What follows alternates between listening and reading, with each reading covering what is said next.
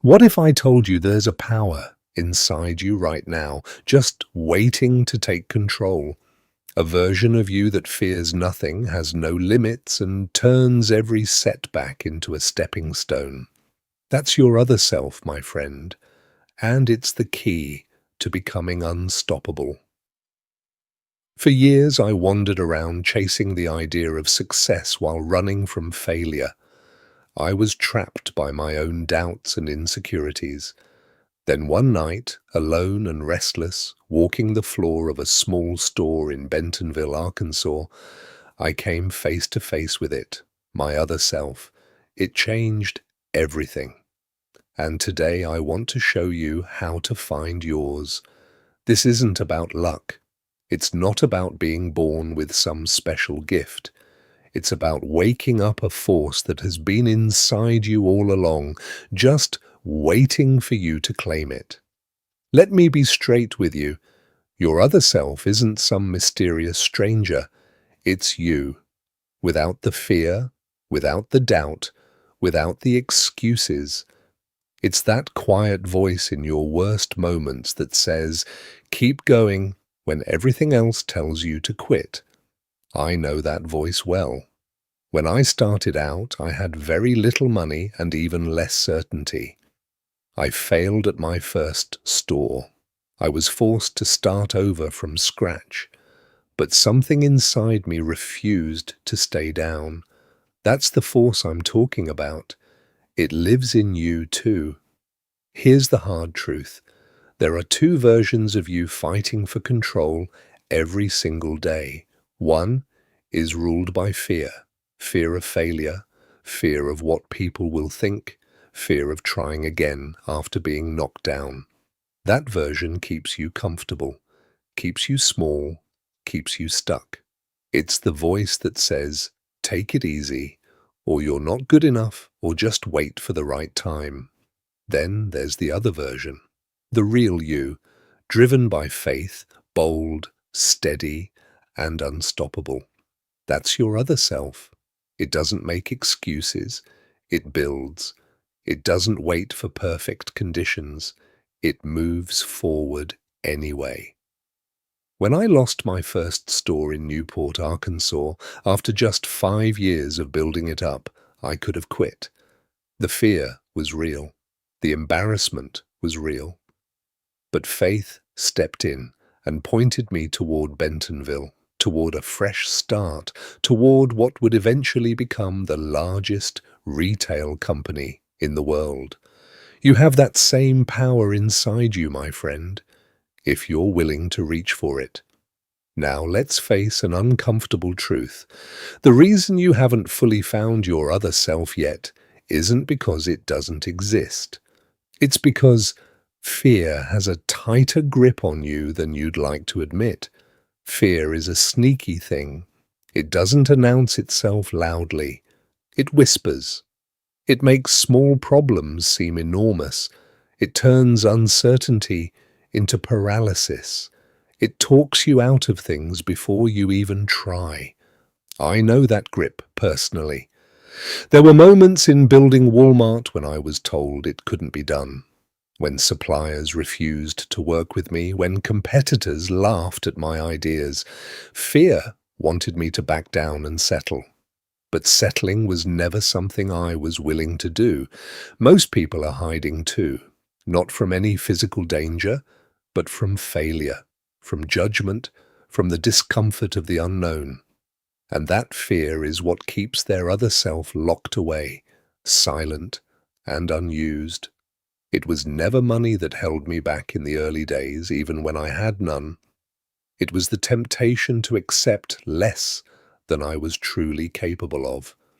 And chances are you're doing the same thing right now, talking yourself out of your own potential, telling yourself the timing isn't right, the resources aren't there, or the odds are too long. Stop it. Your other self is waiting, and it's time to let it lead. You tell yourself you can't, you won't, you're not enough. But let me be honest with you, that's not life stopping you, that's you stopping yourself. Your other self doesn't see walls, it sees ways through. But as long as you keep building those mental barriers, it stays quiet and out of reach. And then there's the waiting. So many people sit still, waiting for the perfect moment, the perfect plan, the perfect conditions. I did the same thing for years, drifting, stalling, making excuses. It wasn't until life hit me hard, when I found myself broke and out of options in Bentonville with nothing but a stubborn dream, that I finally stopped waiting and started moving. Your other self doesn't ask for permission. It doesn't wait for a clear path. It moves. It pushes forward. It creates the path as it goes. So stop waiting for the right time. The right time is right now. Fear, limits, delay. These are the chains holding you back. Break them, and your other self will rise. Here's how to set it free. 5 steps that actually work. Step 1. Face the crisis. Head on. It starts with your hardest moment, your testing time. When I was starting out, I had my back against the wall. No guarantees, no safety net, just a dream and a willingness to figure it out.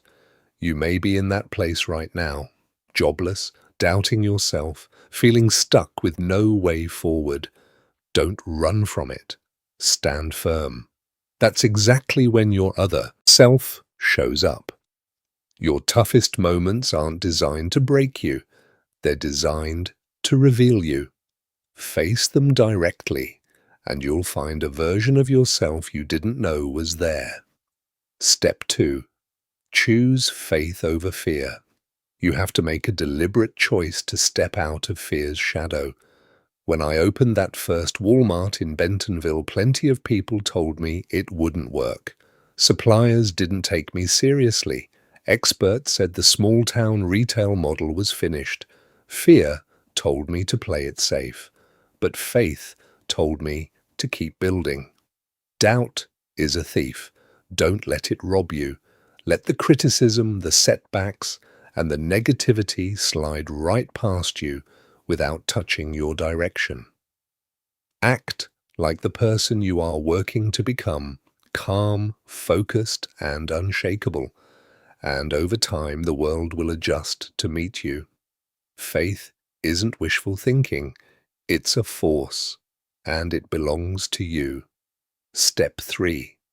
Define your purpose. Clarity is what wakes your other self up. My driving purpose was simple. Build something that gave ordinary people access to the same things wealthy people enjoyed. That mission carried me through every setback, every failed negotiation, every difficult year. What's yours? Ask yourself where you want to be 3 years from now. Write it down clearly and boldly. Your other self thrives on a mission that is bigger than your personal comfort, a purpose that pulls you forward when everything else pushes back. Without it, you drift. With it, you can move mountains. Step 4. Act boldly.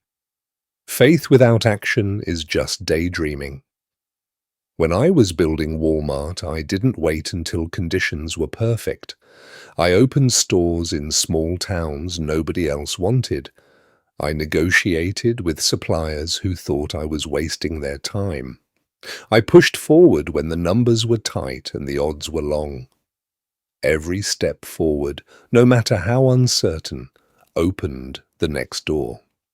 Edison failed thousands of times before the light bulb worked.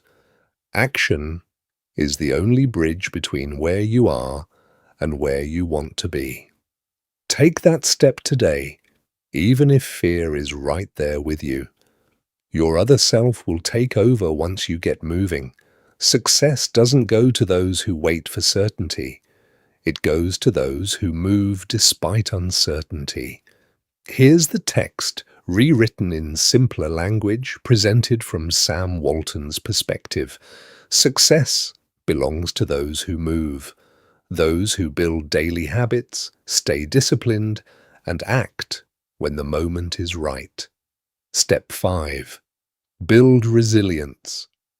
Setbacks are not defeat. They are the seeds of something greater.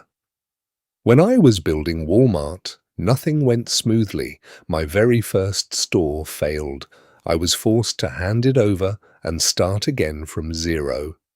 I watched ventures fall apart that could have made me wealthy. But every single fall taught me something. Every difficult season made me stronger and sharper. Don't ask yourself why this is happening to me. Ask yourself what this is teaching me. That single shift in thinking changes everything. Your other self doesn't collapse under pressure. It learns from it, grows from it, and uses it as fuel to come back stronger. Lincoln lost more elections than most people even attempt, yet he became one of the greatest leaders in history. The path to greatness is paved with failure. The only people who never fail are the ones who never try. Reject softness, master your mind, become the kind of person that success naturally gravitates toward. Your other self is waiting. Wake it up, and nothing will stand in your way. What it feels like when your other self takes over. Once your other self takes command, you don't just awaken it once. You live it every single day until it becomes as natural as breathing. Let me paint you a picture of what that life looks like. First, you become unshakable. When your other self is in charge, nothing throws you off balance. Insults slide right past you. Criticism doesn't stick. I learned this lesson the hard way in the early days of building my business, when competitors mocked my ideas and suppliers dismissed me. I mastered the habit of staying calm when everything around me was chaotic. Failures became lessons. Pressure became fuel. While others panicked during the hard years, my focus stayed steady. You can walk through life's chaos the same way, calm, clear, and composed.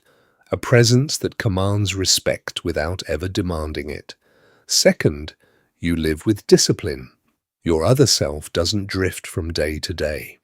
It builds with purpose. When I was growing Walmart from a single store to a chain, I rose early, worked consistently, and pushed through exhaustion because I understood that success rewards consistency, not occasional bursts of effort. Wake up when others sleep. Move when others hesitate. Build habits that close the gap between where you are and where you want to be.